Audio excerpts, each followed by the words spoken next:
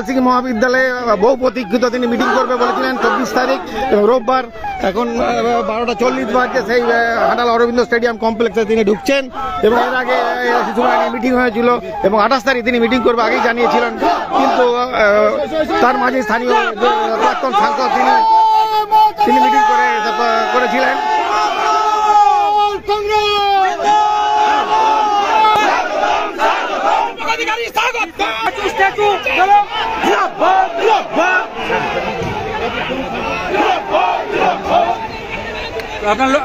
আপনার ব্যারিকেড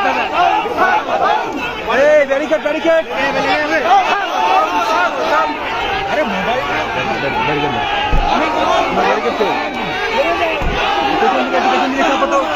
যেভাবে বলেছি শুরু যেভাবে বলেছি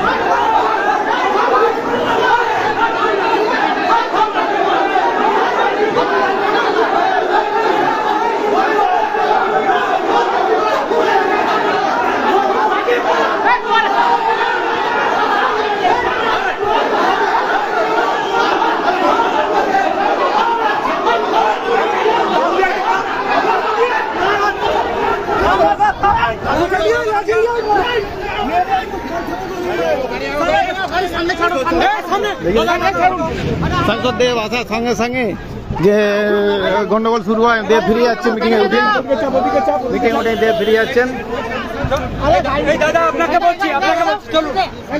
ফিরে যাচ্ছেন এই গন্ডগোল দেখে।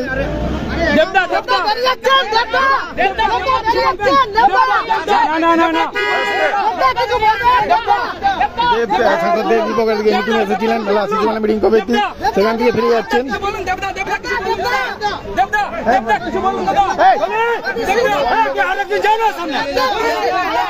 সাংসদ দেব দীপক অধিকারী তিনি মিটিং ছেড়ে বেরিয়ে যাচ্ছেন, মিটিংয়ে ঢুকেছিলেন, মিটিং ঢুকার সাথে সাথে গন্ডগোল এবং মারপিটে জড়িয়ে পড়ে দুপক্ষই। গন্ডগোল শুরু, মারপিট, সেই গন্ডগোলের পরে তারা বেরিয়ে যাচ্ছেন।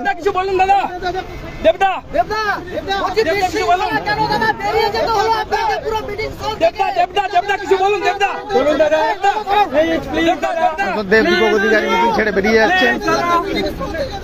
মারপিট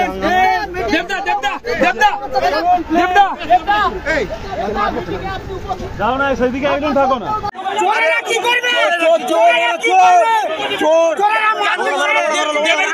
দেবের উপস্থিতি নেই। ওরা কি আগে থেকে লাঠি নিয়েছিল? ওরা কি আগে লাঠি নিয়েছিল?